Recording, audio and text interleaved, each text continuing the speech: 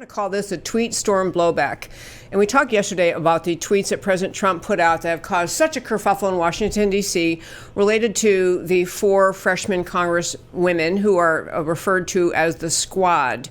And essentially, President Trump used language to the effect of they should go home. And he was attacking, really, the policies that they have. But he used the expression go home. And so instantly, many people in the media and people in Congress attach the word racist to these tweets. And I will just tell you that I think that President Trump's language was probably intentionally provocative. I think that as people would be aware how his language would be received. But the truth is, what he's talking about is how radically left these organizations in Washington are. And so people have begun to speak up and to stand up and respond in President Trump's defense. And I want to share just a couple of those things with you. One is that Liz Cheney, who is a member of the United States Congress, she's from Wyoming. I think she might be running for Senate next time. But she has been very outspoken, essentially saying what President Trump is attacking about these 4 people, these 4 women members of the Democrat Party and first-term members of Congress, is that they are radical, is that their ideas don't belong in America. And she she did a great press conference, rattled off a bunch of them saying, this is wrong, this is wrong, this is wrong, and these are un-American ideas and they don't belong in America. And I said this yesterday, I'm going to repeat it again today. It is really important for people to begin to use that vernacular in our country. There are things that don't belong in America. They're inconsistent with our Declaration of Independence, with our Constitution, and it's good to call them out. Stop pretending that we're having a policy dispute, as they say, between the 40-yard lines in football. We are not. We're having the radical left in this country is very radical. I want to just share one little thing with you. This was on Ilhan Omar. She's one of the squad, one of the 4 people on her website. Ilhan Omar is, if nothing else, an extreme radical leftist. She gets a lot of cover because she also happens to be black. She also happens to be Muslim. She's a first-term member of Congress from the state of Minnesota, and she is a true, and I don't use these words lightly, a Marxist, a leftist, a socialist.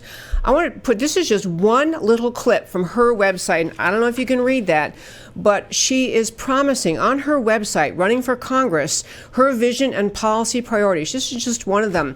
She wants to have housing, not just guaranteeing adequate housing for low-income Americans. She's actually talking about she wants housing provided by the government, publicly and cooperatively owned models of housing for all people. If you go through her website, issue after issue after issue, she is a radical collectivist. It's okay to call this outside mainstream America. Not American, not okay in this country. Every policy issue she addresses on her own website, these are her words, not ours, are designed to send the signal that if you just would give her power, they would provide every American with a job, housing, food, education, and free health care, and the education all the way through college. Well, you can't do that. You can't do all those things she's promising unless you are a radical left-wing collectivist.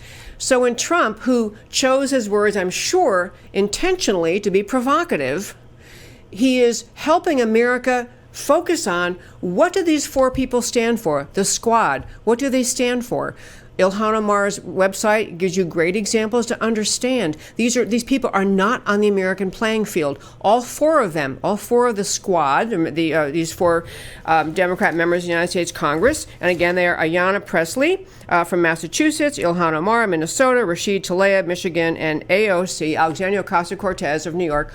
All 4 of them have signed on to the Green New Deal, which isn't a bill yet, it's just a thought piece, but it is the most radical collectivist, and I will use the word even communist, takeover of our country. That's what's in the Green New Deal, and they're all fine with that. So the idea, Trump has succeeded, number 1, calling attention to what these people stand for, and number 2, I think he is actually re-inspiring the American conversation about what the term racist means.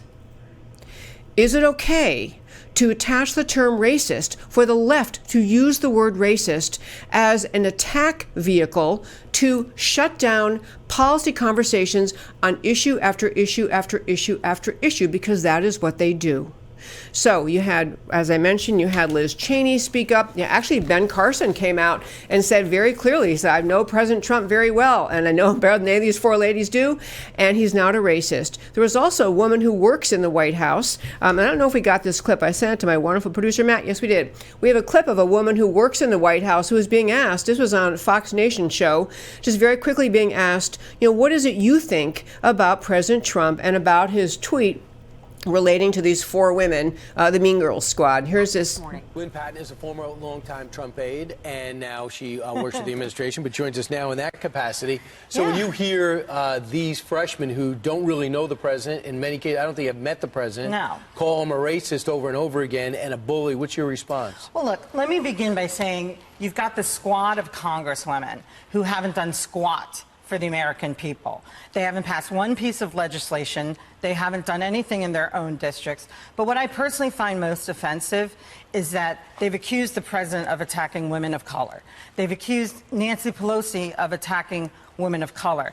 Yet these women of color were the first ones to attack me, label me a token, and simply because I choose to vote based on policy and not my skin color. Well, they tried.